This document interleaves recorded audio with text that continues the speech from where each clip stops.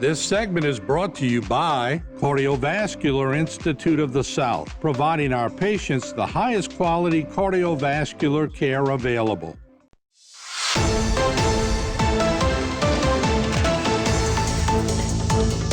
All right, and welcome back. And we're going to talk about foster parenting. And joining us once again, Miss Leslie Lyons. And you reminded me this is your fourth appearance on Bayou Time, right? Fourth time. Thank you for having You're me. going to be a regular. You could take my place as a host, right?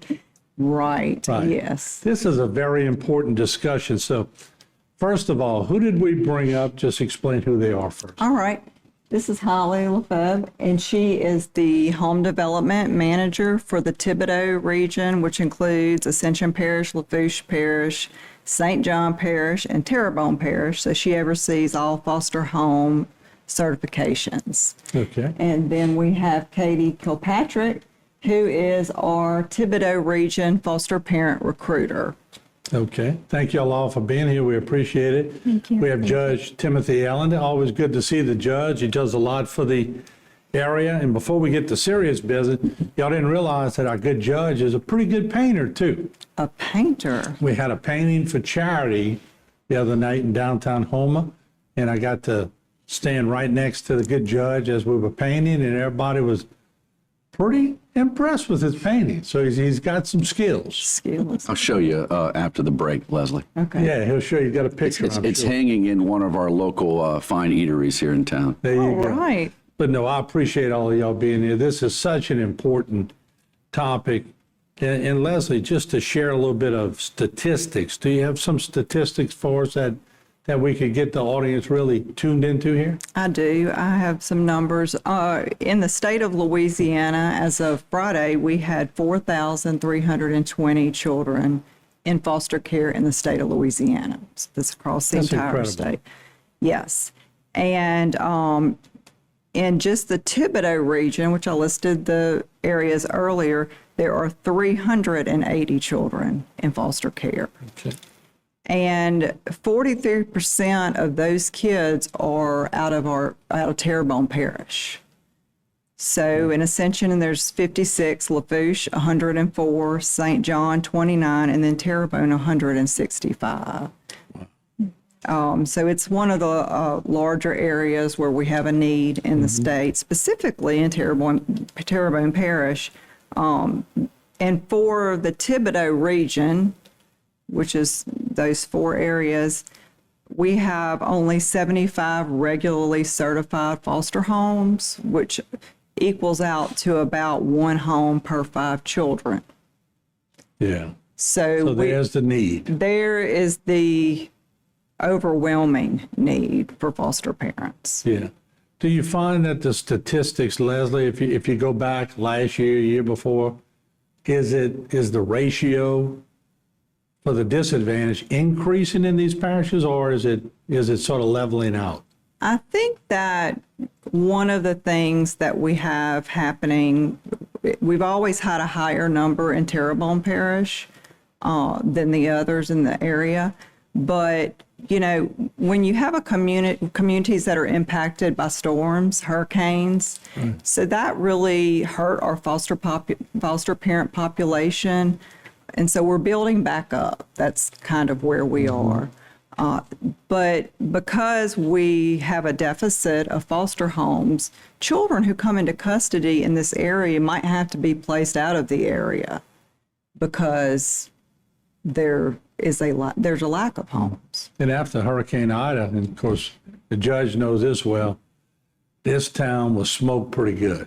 I know. I came down personally because our staff were impacted also and helped conduct investigations, check on foster children, things like that. And I saw how bad it was. Yeah, and it's still, we still recovering. I remember when somebody told me it's going to take 5 years to get back.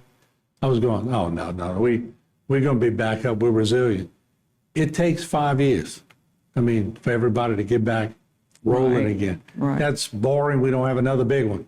Correct. That comes through. All right, we'll get to introduce Holly real quick, and we'll let Holly talk a little bit before the first break. Holly, tell us a little bit about what you do.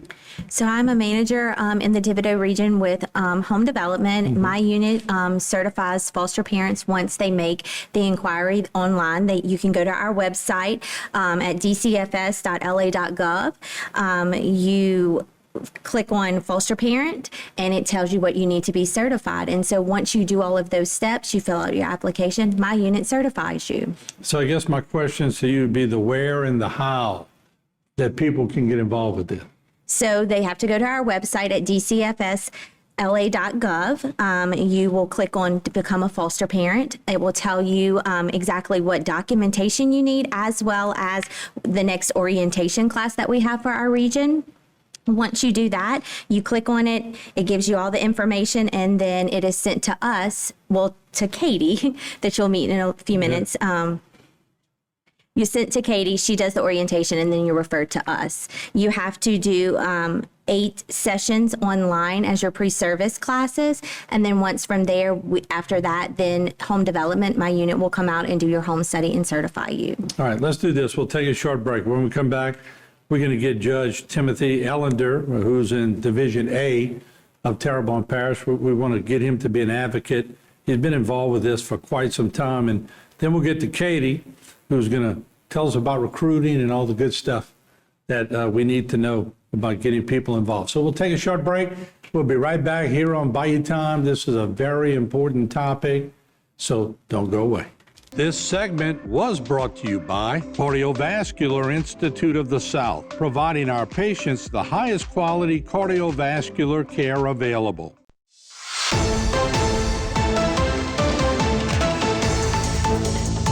All right, we're back, and we're talking about the Department of Children and Family Services and being a foster parent in a shortage world with foster parents. I want to turn to Judge Timothy Ellender now, Jr. And Judge, you've been involved with this for quite some time, so long, I can't remember how many years, but you obviously saw a need for this. You've been working with this curriculum for quite some time. So your thoughts on it? Thanks, Martin. I want to first thank you for dedicating segments along the years to this topic. Your leadership and willingness to offer the Department of Children and Family Services to come in and express to the community the need here is not overlooked. So I want to thank you for your time. Continually, every time we call to ask time to speak to the public, our community, about helping our community, you're always there. And I want to thank you for that, first and foremost. Appreciate it. Second of all, as a judge, I'm limited on advocating. I can't advocate as much as I would love to advocate. But as it turns out, as a result of the 2022 National Association of Chief Justices, it was unanimously held that judges can, in fact, advocate for their communities. And so whereas I was not able to advocate, I'm here now wanting to dedicate my time. This has become a raison d'etre for me. I want to be a part of advocating for our community in this regard. We have a deficiency of foster families in this home, in this area, and anything that I could do to help and bring awareness to that deficiency is what I'm going to do. I've been doing it for 4.5 years. Before that, I was involved in representing people in department cases. But this is something that's near and dear to my heart. It's my favorite part of the job is the department cases. It's where I get, as a judge, to take children who are in need of care, declared in need of care by me or one of the other 4 judges in our parish, and I'm able to walk them through hopefully a reunification process with their parents, or switch over to an adoption route for these children if they're not able to find stable homes with their parents. And so the big nexus between these children coming into care and going the route of reunification or adoption is that period of time that they're in state's custody, and I, as the judge, will have hearings frequently on a monthly and bi-monthly basis to monitor these children to make sure that they are in a safe place in state's custody, and that's primarily in foster homes. And so we have a deficiency, and I'm encouraging everyone to get out. When you go to church and you go to all your services on Sundays, and when you go to all these community meetings, tried to bring awareness to the deficiency we have with foster families. And there's plenty of church-oriented, faith-based groups in this parish that want to do something, and this is something that I would appreciate them bringing to the attention of their flock, for lack of a better word, so they can maybe help us recruit, because we need them for our children. It's very satisfying for the children and for the people involved, and I just pray that everybody could raise more awareness of that. Well said, Judge. And let me turn to Katie Kilpatrick now, because I guess we're spoiled. We grow up in a world where, and I'm not talking about people that may have had broken homes, because they still have lovable parents, but to have nobody in your life, I can't fathom that.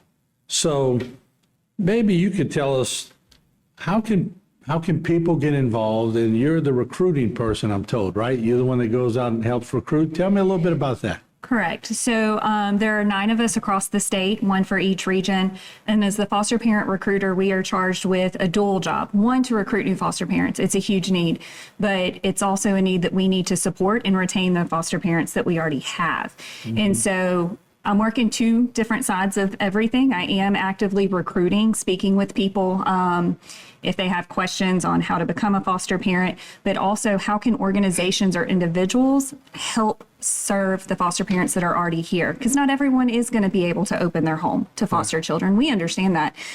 We want you to be in a good, stable place when you decide to open your home to children. But if you're not able to do that, I promise you there's a place for you at this table. We will find a way. Let me do this with a minute 30 left. I'm going to turn back to Leslie. There are people watching that are just on the edge of saying yes. Nudge them a little bit. I'm going to nudge them, because foster parenting can be a lot of things. It can be a temporary respite, a temporary place for a child to be while we explore relatives or find the good fit of a foster home. It's rewarding in the sense that you get to also work with a child who needs you and needs a stable placement. I also want to reach out to medical professionals, teachers, people who are already dealing with children and families every day, and think, if you have some expertise, we have medically fragile children, we have children who have things such as autism spectrum, all of those things. We need everyone, and we need the support of the community. So everybody can help, basically. Everybody can help. And if we had one foster home come out of every church in this parish, I bet we would meet our goal. And if we had somebody to support each foster home out of those churches, then where would we be? I want to thank you all for coming. Good to see you again, Leslie, for the 4th time. Yeah. And keep me corrected on those times, Dan. I'll be back. Judge, always good to see you and compiling all this group of very dedicated people. Good to have you all on board. So happy to be here, Mark. Thank you. Come back anytime. Thanks All again. right? Keep us posted. And we'll take a break. We'll be back with more. Don't go away. This segment was brought to you by Cypress Stop, home of the happy customer.